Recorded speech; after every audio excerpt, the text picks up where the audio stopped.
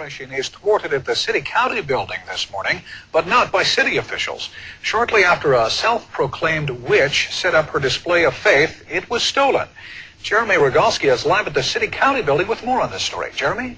Well, Bruce, even though self-proclaimed witch Tracy Eads was not advocating Satanism or evilness with the pentacle she had set up here on this easel this morning, it certainly is clear that someone didn't think she had the right to express her beliefs. It's just another example of the religious controversy that has been brewing here throughout the holiday season. The controversy began when the Jewish community appealed a court ruling banning religious symbols in the city-county building and won a temporary victory to put up the menorah during Hanukkah. That opened the door for other faiths to display their religious symbols, like self-proclaimed witch Tracy Eads, who won approval this morning to put up this pentacle, supporting the Wicca faith, which advocates preserving Mother Earth. It was opened up for another religion, therefore I felt like I had the right to do it also. Christians are trying to do just that. Reverend Wayne Harris. Christians are trying to do just that. Reverend Wayne Harris of the Mount Olive Baptist Church submitted his request to display a cross in the lobby. They will have to allow me to do that, or else, we can take it to another level. But they'll have to. If they allow this, they have to allow a cross. And I will hear nothing else. But not everyone is so receptive to these open forms of religious expression. 2 hours after the pentacle was put up, it was stolen.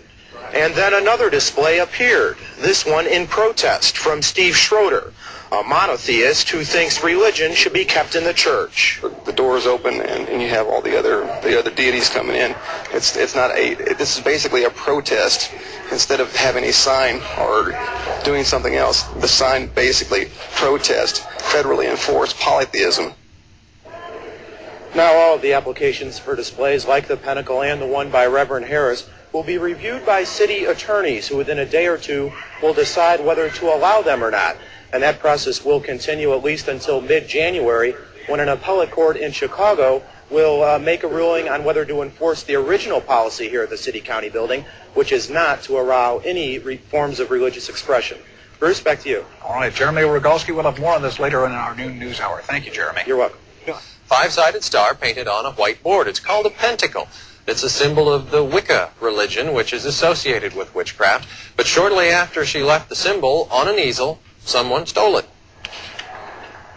That's probably somebody just didn't feel like I should be allowed to express myself. I'm not of the normal, religious standards, so that's my guess. Somebody just didn't feel like it belonged there. And in the meantime, while a police report is being filed, the building authority has also approved a display that features a printed Bible verse. And late this morning, a delegation led by the Reverend Wayne Harris sought permission to display a cross. Approval is pending.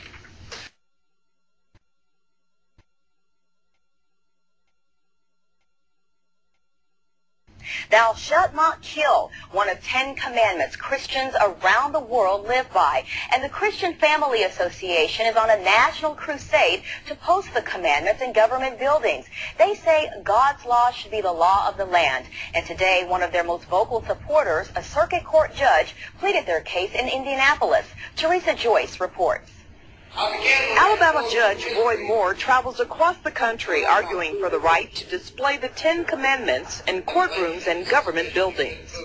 If an acknowledgement of God violated the United States Constitution, the money in your pocket would be unconstitutional. The Pledge of Allegiance, which includes under God in the pledge, would be unconstitutional. Moore told a crowd of about 200 people at the Indiana State Fairgrounds that despite what critics say, posting the 10 Commandments in government buildings is not a violation of the separation of church and state. In no way has it ever been true that an acknowledgement of God, which is all what the 10 Commandments is, it acknowledges the Supreme Being, could be a violation of the United States Constitution. But not everyone in attendance supported his views. And I believe the commandments should be written on the hearts of men and not displayed on the walls of government like a collection of butterflies with the other religions and their graven images. The rally was sponsored in part by the Indiana Christian Coalition and the Indiana Family Institute. In Indianapolis, Teresa Joyce, 6 News. 3 Indiana counties, Hendricks, Grant, and Putnam, have adopted a resolution stating the 10 Commandments are principles that all people, regardless of religion, should live by. The State House lawn, a tranquil, stately garden of stone, now a religious battleground. The posting of the 10 Commandments represents an establishment of religion. It's not unusual to see the commandments posted in public buildings across Indiana. The ICLU is opposed to rebuilding a commandments monument on this foundation. We all recognize, of course, that all of us have the right to celebrate religion our own way. But when it is the state of Indiana that is celebrating religion, then we look to see whether the state is establishing religion. We're very satisfied that it's constitutional. In March, Governor O'Bannon signed a law allowing the commandments to be posted if they're displayed with other historical documents. It's very obvious that the 10 Commandments are an underpinning of America's system of justice and certainly of our culture. Right now it doesn't look like much. If all goes as planned, construction could begin by July 1st. Now, all along the state has maintained this is a debate about history, not religion. But those parties filing suit today say it is precisely the opposite.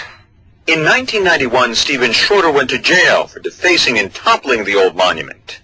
As a taxpayer, and the constitutional law, state constitutional law, says I shouldn't have to support any religious ministry against my consent. But some wonder if the commandments go beyond this church-state debate. It says a lot about what kind of rules people should follow, and just about being a better person.